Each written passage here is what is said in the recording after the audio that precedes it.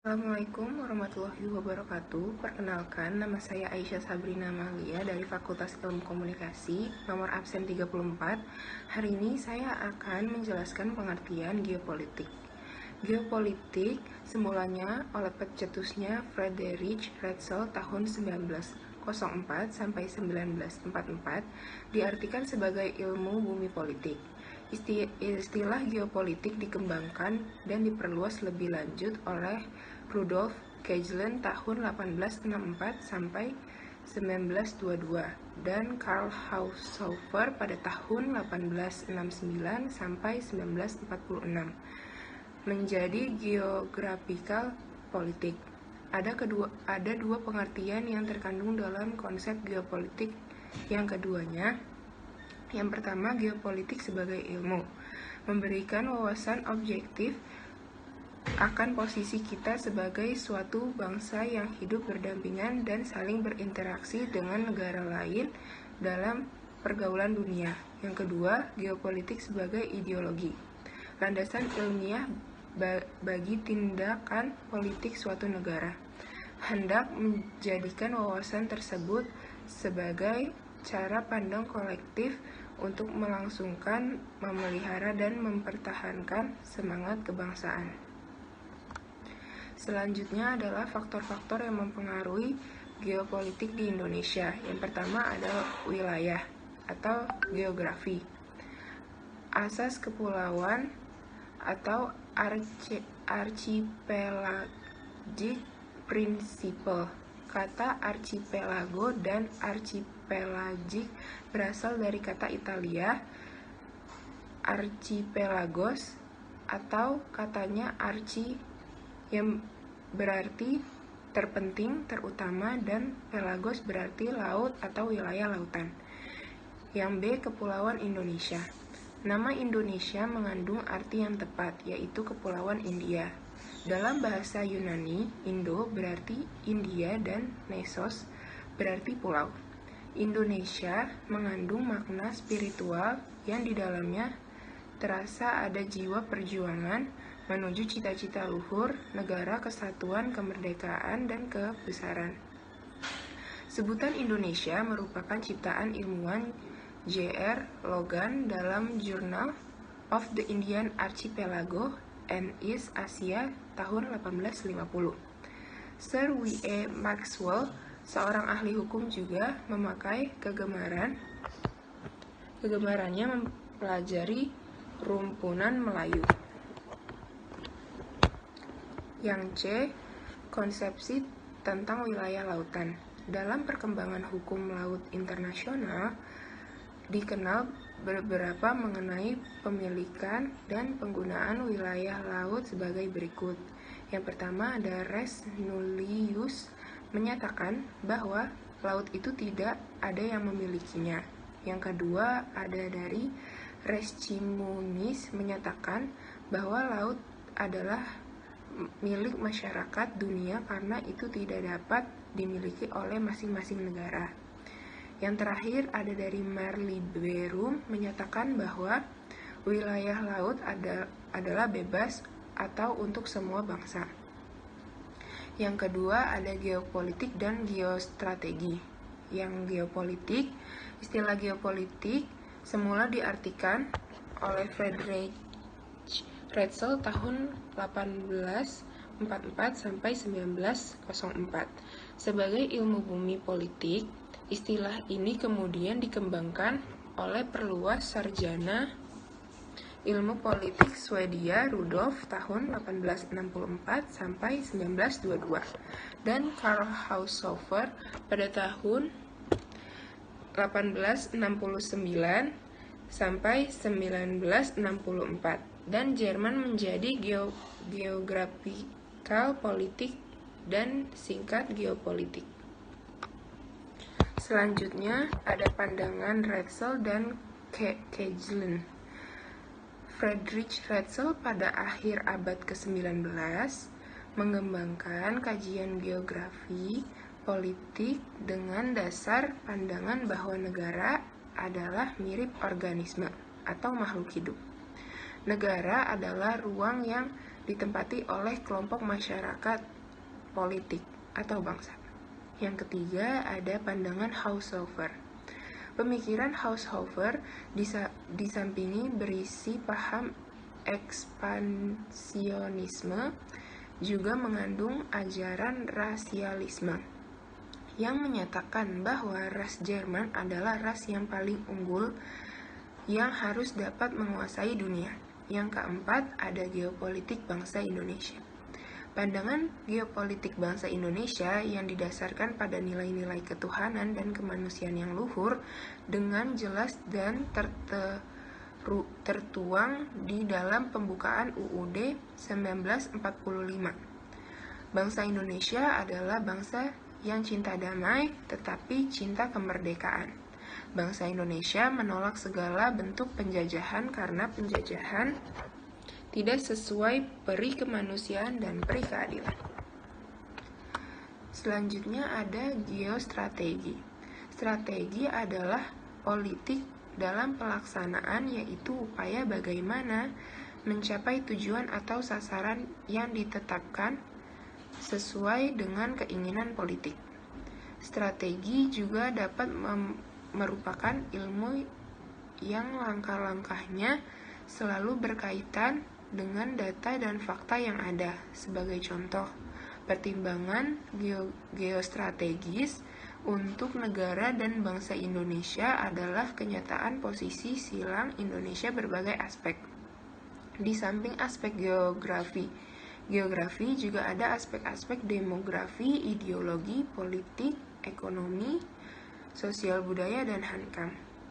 Yang terakhir, ada perkembangan wilayah Indonesia dasar hukumnya. Yang pertama, sejak 17 Agustus 1945 sampai dengan 13 Desember 1957. Yang B ada dari Deklarasi Juanda dari tanggal 13 Desember 1957 sampai dengan 17 Februari 1969. Yang ketiga dari 17 Februari tahun 1969, Deklarasi Landas Kontinen sampai sekarang. Dan yang terakhir ada Zona Ekonomi Eksklusif atau juga bisa disebut dengan ZEE. Sekian penjelasan dari saya, kurang lebihnya mohon maaf. Wassalamualaikum warahmatullahi wabarakatuh. Assalamualaikum warahmatullahi wabarakatuh. Nama saya Fadil Arif Amhar dari Fakultas Ilmu Komunikasi. Di sini saya akan menjelaskan tentang unsur-unsur wawasan Nusantara dan zona ekonomi eksklusif ZEE. Berikut penjelasannya. Unsur-unsur wawasan Nusantara. Terdapat 3 unsur pokok wawasan Nusantara, yaitu wadah, isi, dan tata kelakuan. Wadah kehidupan bermasyarakat, berbangsa, dan bernegara meliputi seluruh wilayah Indonesia yang mempunyai sifat serba Nusantara dengan kekayaan alam dan penduduk serta aneka budaya adalah bangsa Indonesia. Wadah meliputi wujud wilayah, tata inti organisasi, dan tata kelengkapan organisasi. Terus ada isi wawasan Nusantara adalah aspirasi bangsa yang berkembang di masyarakat dan cita-cita serta tujuan nasional yang ada pada pembukaan Undang-Undang Dasar 1945. Isi menyangkut 2 hal yang esensial, yaitu 1. Realisasi aspirasi bangsa sebagai kesepakatan bersama serta pencapaian cita-cita dan tujuan nasional. Yang kedua, persatuan dan kesatuan dalam kebinekaan yang meliputi semua aspek kehidupan nasional. Tata laku dalam wawasan Nusantara merupakan dasar interaksi antara wadah dan isi yang terdiri dari tata laku batiniah dan lahiriah. Tata laku batiniah mencerminkan jiwa, semangat, dan mentalitas yang baik dari bangsa Indonesia, sedangkan tata laku lahiriah tercermin dalam tindakan, perbuatan, dan perilaku dari bangsa Indonesia. Zona ekonomi eksklusif ZEE. Sebagai salah satu negara kepulauan terbesar di dunia, Indonesia sudah pasti mempunyai kawasan perairan yang sangat besar dengan wilayah lautnya yang sangat luas. Bahkan kawasan laut di Indonesia melebihi total dari keseluruhan luas daratan yang ada di Indonesia, sehingga Indonesia perlu menjaga dan mengawasi zona tersebut. Oleh karena itu, sebagai masyarakat Indonesia, kita harus memahami pengertian zona ekonomi eksklusif. Jika kita membicarakan laut di Indonesia, maka tentunya tidak akan lengkap rasanya jika membahas zona ekonomi eksklusif atau ZEE. Namun sebelum kita membahas lebih lanjut tentang zona ekonomi eksklusif, maka ada baiknya jika kita membahas sedikit tentang sejarah ZEE ini terlebih dahulu. Pada dasarnya, konsep dasar ZEE ini pertama kali dikenalkan pada bulan Januari tahun 1971 di Kenya pada ASEAN African Legal Constitutive Committee. Pada tahun selanjutnya, di Seabed Komite PBB, konsep ini selanjutnya dikemukakan. Hingga akhirnya, konsep dasar dari ZEE mendapatkan banyak sekali dukungan dari berbagai negara di Asia Afrika. Bahkan konsep ini pun akhirnya membuat negara di Amerika Latin untuk mengadopsinya dengan konsep yang serupa di atas laut patrimonialnya. Kemudian, saat UNCLOS, United Nations Convention on the Law of the Sea, dilakukan, maka konsep ini melahirkan suatu konsep yang baru yang disebut dengan zona ekonomi eksklusif. Pengertian dari zona ekonomi eksklusif atau ZEE adalah suatu batas wilayah yang ditetapkan sepanjang 200 mil dari pangkalan wilayah laut. Di sana negara mempunyai hak atas kekayaan alam yang ada di dalamnya, berhak memanfaatkan dan juga memberlakukan seluruh kebijakan hukumnya, serta mempunyai kebebasan bernavigasi dan terbang di atas wilayah tersebut. Pengukuran atas jarak ZEE ini dilakukan saat air laut berada dalam keadaan yang sedang surut. Batas ZEE Indonesia sendiri baru secara resmi diberlakukan pada tahun 1980. Aturan ini pun mencakupi seluruh hak pemerintahan Indonesia dalam mengatur segala bentuk aktivitas eksploitasi yang ada pada sumber daya alam di dalam permukaan, di dasar, serta di bawah laut, serta hak dalam melakukan penelitian sumber daya hayati ataupun sumber daya laut lain yang ada di dalamnya. Delimitasi dari zona ekonomi eksklusif ZEE. Ketika kita membahas zona ekonomi eksklusif, maka kita juga akan secara langsung membahas delimitasi atas ZEE itu sendiri. Terdapat 4 hal yang bersinggungan dengan ZEE, yaitu batas luar. Batas dalam area zona ekonomi eksklusif atau ZEE merupakan batas luar dari area laut teritorial. Zona batas luar ini sudah pasti tidak boleh melebihi 200 mil wilayah laut atau setara dengan 370,4 km dari garis dasar atau luas pantai teritorial yang sebelumnya sudah ditentukan dan disepakati bersama. Yang kedua, batasan. Saat ini beberapa negara yang tidak bisa mengklaim 200 mil laut secara penuh dengan alasan karena bersinggungan dengan negara tetangganya.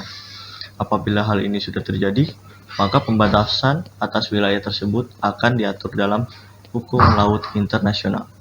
Yang ketiga, pulau-pulau. Yang pada prinsipnya seluruh area pulau bisa saja dijadikan sebagai zona ekonomi eksklusif. Tapi ada beberapa kriteria yang memang harus diperhatikan, walaupun memang pada dasarnya pulau-pulau bisa ditetapkan sebagai ZEE, tapi terdapat konvensi hukum laut yang mengatakan jika seluruh batu yang tidak dapat memberikan manfaat dan keuntungan dalam kehidupan manusia atau dalam segi kehidupan mereka, maka pulau tersebut dilarang untuk dijadikan sebagai kawasan zona ekonomi eksklusif. Yang keempat, wilayah yang tidak berdiri sendiri. Selain itu, beberapa wilayah yang tidak mempunyai nilai kemerdekaan sendiri atau bentuk kepemerintahan sendiri, yang statusnya sudah dikenal oleh PBB atau masih berada dalam dominasi suatu kolonial juga tidak bisa diberlakukan pada Resolusi 3 yang diadopsi oleh UNCLOS 3 dinyatakan bahwa ada beberapa ketentuan di mana terdapat hak dan kewajiban yang dilihat berdasarkan konvensi serta harus diimplementasikan demi kemaslahatan dan kepentingan masyarakat yang tinggal pada wilayah tersebut, dengan penilaian untuk mempromosikan nilai keamanan dan juga berkembangan mereka. Yang kelima, Antartika. Pada Traktat Antartika yang dibuat pada tahun 1959, dinyatakan bahwa jika ZEE tidak bisa diklaim oleh negara ataupun wilayah yang berada di dalam area tempat traktat tersebut didirikan, atau yang sering disebut sebagai area selatan dari selatan 60 derajat. Mengapa panjang ZTE hanya 200 mil? Seperti yang sudah dibahas sebelumnya, bahwa diberlakukannya luas 200 mil sebagai luas maksimum dari zona ekonomi eksklusif bukanlah tanpa alasan. Berdasarkan fakta sejarah dan politik, 200 mil laut tersebut tidak mempunyai geografis umum, biologis nyata maupun ekologis tertentu. Pada saat-saat UNCLOS United Nations Convention on the Law of the Sea dilakukan, zona yang saat itu diklaim oleh negara pantai adalah sejauh 200 mil. Klaim ini banyak diberlakukan oleh negara Afrika dan Amerika Latin. Selanjutnya, dipilihlah batas 200 mil laut sebagai area teritori batas luar agar lebih mempermudah persetujuan dalam menentukan batas luar ZEE. Prof. Holik menjelaskan bahwa pemilihan luas tersebut dilakukan atas dasar ketidaksengajaan. Saat itu negara Chili ternyata mengaku termotivasi untuk melindungi operasi paus lepas pantainya dan ingin melakukan perlindungan zona yang diambil dari deklarasi Panama di tahun 1939. Selanjutnya, ternyata ada banyak kesalahpahaman yang terjadi terkait zona tersebut, karena faktanya luas wilayah yang ditetapkan oleh beberapa negara sangat beraneka ragam dan tidak lebih dari 300 mil laut. Fungsi zona ekonomi eksklusif ZEE. Berdasarkan yang sudah kita bahas di atas, maka fungsi dari berlakunya zona ekonomi eksklusif dapat diartikan sebagai berikut. Dengan diberlakukannya zona ekonomi eksklusif, maka seluruh kenyataan alam yang berada di dalam zona laut tersebut adalah milik negara pantai. Di dalamnya berlaku pula seluruh bentuk kebijakan hukum yang di dalamnya terdapat peraturan mengenai kebebasan bernavigasi dan juga terbang di atas wilayah tersebut, serta melakukan aktivitas penanaman kabel dan pipa di bawah laut. Memberikan hak negara atas pembuatan dan penggunaan pulau buatan, instalasi, dan bangunan yang ada di dalamnya. Negara diperbolehkan untuk melakukan berbagai riset kelautan, melindungi serta melestarikan lingkungan laut sesuai dengan batasan yang sudah ditetapkan di zona ekonomi eksklusif. Seluruh masyarakat yang berada di dalam kawasan zona ekonomi eksklusif tersebut diizinkan untuk melakukan mata pencarian dan memenuhi kebutuhan-kebutuhan potensi biota laut yang ada di dalamnya, tapi tetap harus tunduk pada peraturan perundang-undangan yang berlaku dalam negara tersebut. ZEE mempunyai fungsi sebagai media pertahanan dan keamanan wilayah laut dari sektor pertahanan dan militer untuk negara Indonesia sendiri. Tentunya hal ini akan memberikan keuntungan karena negara Indonesia adalah negara kepulauan yang mempunyai kawasan perairan laut yang sangat luas pula.